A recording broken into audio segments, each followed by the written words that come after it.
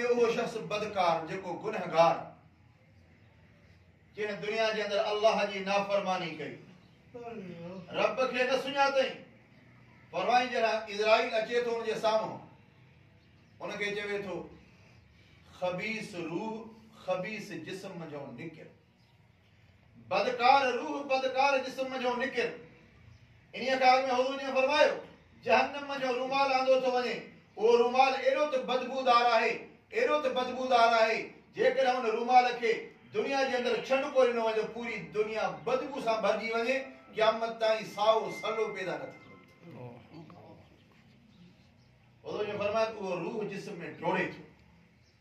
Israel चयोसि बदकार रूह बदकार जिस्म जो निकिर, वो जिस्म में डोड़े थो, जिस्म जो नथो निकिरे। हुज़ूर ने फरमायो पोइ उनखे चंबा हणी करे इज़राइल जे रूह खे जिस्म जो ईअं थो कढे जीअं ॿेर जी डींगड़ी तव्हां कपह में हणो, कपह जा ज़रा कीअं सां गॾिजी था अचनि, छिकी था अचनि। हुज़ूर ने फरमायो इज़राइल जे रूह खे जिस्म जो ईअं छिके ॿाहिरि कढे थो। फरमायो बदबूदार रुमाल में उनखे दाख़िल कयो थो वञे। इज़राइल फिटकार थो करे ॿिया मलाइक। हुज़ूर ने फरमायो आसमान ते उनखे खयो थो वञे।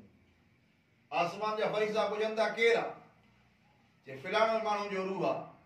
जे इन माण्हू जे लाइ असां वटि इजाज़त कान्हे का।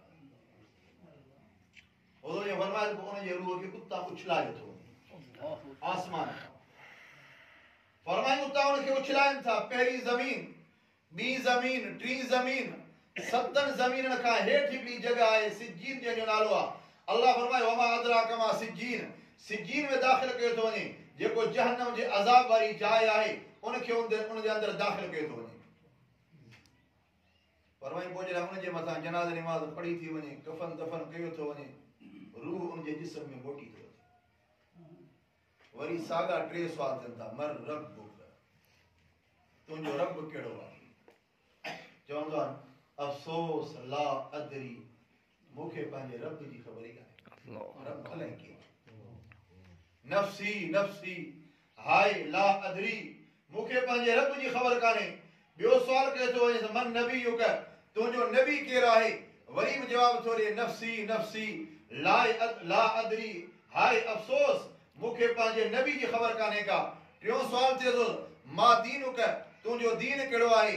तॾहिं बि इहो ई चवे थो मूंखे पंहिंजे दीन जी ख़बर न आहे।